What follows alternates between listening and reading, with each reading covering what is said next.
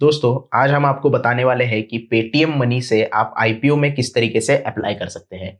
तो चलिए सीधे चलते हैं पेटीएम मनी के ऊपर और देखते हैं आईपीओ के बारे में। जब भी आप पेटीएम मनी में लॉगिन करते हो, आपके सामने सबसे पहले यहाँ पे इन्वेस्ट इन आईपीओ का एक टैब दिखेगा। आपको उसके ऊपर क्लिक करना है। जैसे ही इसके ऊपर आप क्लिक करते हो, आपके सामने लिस्ट ओपन हो जाएगी जो जो आईपीओ आने वाले हैं और जो आईपीओ अभी ओपन है। जैसे कि यहाँ आपको दिखाई दे रहा है, नायका का आईपीओ जो है वो अभी ओपन दिखा रहा है। बाकी सारे आईपीओ अभी प्री ओपन है, मतलब इसकी डेट अभी आई नहीं है। ये फिनो पेमेंट बैंक का आईपीओ कल ओपन हो जाएगा। पॉलिसी बाजार का आईपीओ 1 नवंबर को ओपन हो जाएगा। एसजेएस एंटरप्राइजेस का आईपीओ 1 नवंबर को ओपन हो जाएगा। तो ये सारी लिस्ट आपके सामने ओपन हो जाती है। आपको जो ओपन आईपीओ है उसमें ही अप्लाई करना है। जैसे कि यहाँ पे नायका का आईपीओ दिखा रहा है, उसकी डेट यहाँ पे आपको दिखाई देगी 28 अक्टूबर से लेके 1 नवंबर तक ये आईपीओ ओपन है।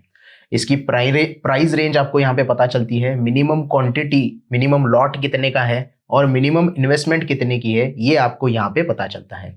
उसके ऊपर आपको क्लिक करना है। ये जो छोटा सा एरो दिख रहा है उसके ऊपर आपको क्लिक करना है। जैसे ही एरो के ऊपर आप क्लिक करते हो, आपके सामने नायका का पूरा डिटेल इंफॉर्मेशन आ जाता है। मतलब आईपीओ की price range, minimum quantity, opening date, closing date, application timing और मिनिमम इन्वेस्टमेंट। जो रिक्वायरमेंट है वो सारी चीजें आपको यहाँ पे सामने अवेलेबल हो जाती है। आपको यही से पता चल जाता है कि मुझे आईपीओ में कितने पैसे इन्वेस्ट करने हैं, कौन सा प्राइस बैंड है, शेयर का लॉट कितना है, ओपन डेट कितनी है और एप्लीकेशन की टाइमिंग कितनी है। जो भी आईपीओ होता है उसकी जो टाइमिंग होती है एप्लीकेशन की, वो 10 बजे से लेके 5 बजे तक ही होती है। उसके बीच में ही आप अप्लाई कर सकते हो। ना 10 बजे से पहले आपको अप्लाई करना यहाँ पे अवेलेबल हो जाता है, या फिर 5 बजे के बाद भी आप यहाँ पे अप्लाई नहीं कर सकते। उसके बाद अगर नीचे स्क्रॉल करोगे तो कंपनी के बारे में सारी डिटेल्स आपको पता चलेगी।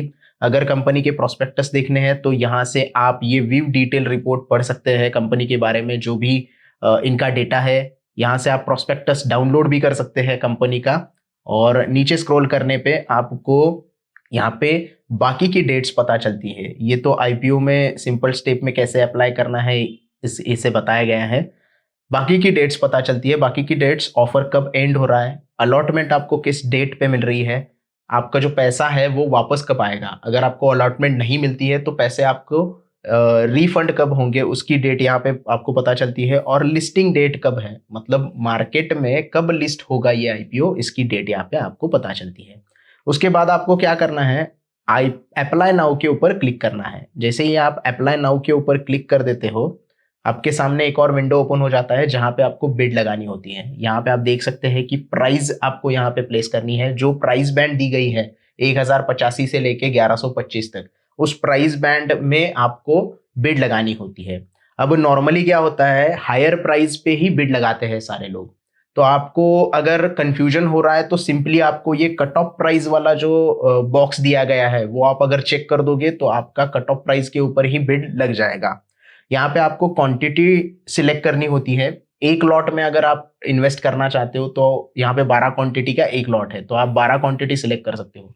अगर आप मल्टीपल लॉट्स बाय करना चाहते हो तो 12 के मल्टीपल में आपको यहाँ पे एंटर करना होगा। यानी कि 2 लॉट अप्लाई करने हैं तो 24 क्वांटिटी, 3 लॉट अप्लाई करना है तो 36 क्वांटिटी। इस तरीके से आपको क्वांटिटी बढ़ानी होती है। जितनी क्वांटिटी आप बढ़ाओगे उतनी आपकी टोटल अमाउंट यहाँ पे बढ़ती हुई दिखाई देगी। यहाँ पे आप ऐड बिड भी कर सकते हो, मतलब आप एक से ज्यादा बिड लगाना चाहते हो तो आप यहाँ पे ज्यादा से ज्यादा 3 बिड आप यहाँ पे लगा सकते हो। टोटल अमाउंट ऑफ क्वांटिटी उतनी ही रहेगी आपकी, लेकिन नंबर ऑफ बिड्स जो है वो आपको आपको यहाँ पे बढ़ते हुए दिखाई देंगे। फिलहाल हम क्या करेंगे, एक ही बिड लगाएंगे। और उसके बाद सबसे इंपॉर्टेंट चीज आपको करनी होती है, यूपीआई आईडी यहाँ पे एंटर करना होता है। जो भी आपका भीम ऐप का आईडी होगा, गूगल पे का आईडी होगा या फिर फोन पे का आईडी होगा, आपको वो यहाँ पे एंटर करना है। आपका फोन नंबर रहता है या फिर जो भी आपने सिलेक्ट किया हुआ आईडी रहता है वो यहाँ पे आपको एंटर करना होता है, और उसके बाद ही आगे की प्रोसेस कंप्लीट होती है। आप देख रहे हैं हमने यहाँ पे यूपीआई आईडी हमारा एंटर किया है। यूपीआई आईडी के साथ आपका जो बैंक होगा वो आपको वहां पे दिखाई देता है, जैसे कि आईसीआईसीआई बैंक हो गया, एचडीएफसी बैंक हो गया। जैसे हमने यहाँ पे एचडीएफसी बैंक सिलेक्ट किया क्योंकि हमारा जो बैंक है वो एचडीएफसी बैंक है, तो यहाँ पे क्या हो गया, एचडीएफसी बैंक हमने सिलेक्ट किया है। उसके बाद यूपीआई आईडी डालने के बाद आपको अप्लाई के ऊपर क्लिक करना होता है। जैसे ही आप अप्लाई के ऊपर क्लिक करते हो, आपके भीम यूपीआई पे या फिर जो भी यूपीआई आईडी यहाँ पे आपने दिया है उस एप्लीकेशन के ऊपर एक मैंडेट अप्रूवल का आपको नोटिफिकेशन आ जाता है। उस मैंडेट को आपको अप्रूव करना होता है। उस अप्रूवल के बाद ही आपका जो आईपीओ का एप्लीकेशन है वो सबमिट हो जाता है। अगर वो मैंडेट आप अप्रूव नहीं करोगे तो आपका एप्लीकेशन सबमिट नहीं होता है, वो रिजेक्ट हो जाएगा और आपको नए तरीके से फिर से वहां पे एंटर करके अप्लाई करना पड़ेगा। अब ये जो मैंडेट आता है उसे आने में थोड़ा टाइम लग सकता है, क्योंकि बहुत सारे लोग यहाँ पे आईपीओ में अप्लाई करते हैं, तो थोड़ा यहाँ पे टाइम आपको लग सकता है। अगर 2-3 घंटे से ज्यादा मैंडेट आने में लग गया तो आपको फिर से एक बार वापस आना है इसी ऐप के ऊपर और पुराना जो एप्लीकेशन है वो डिलीट करके फिर से एक बार नया मैंडेट के लिए प्रोसेस पूरी तरीके से फिर से रिपीट करनी होती है। अगर मैंडेट एक दिन में नहीं आया तो दूसरे दिन आप प्रोसेस रिपीट कर सकते हो। 3 दिन होते हैं आपको आईपीओ अप्लाई करने में, तो आप यहाँ पे इस तरीके से मैंडेट अप्रूवल के बाद ही आपका एप्लीकेशन सबमिट हो जाता है। वीडियो पसंद आया हो तो प्लीज लाइक कीजिएगा, दोस्तों के साथ शेयर कीजिएगा और हमारे चैनल को भी जरूर सब्सक्राइब कीजिएगा। धन्यवाद।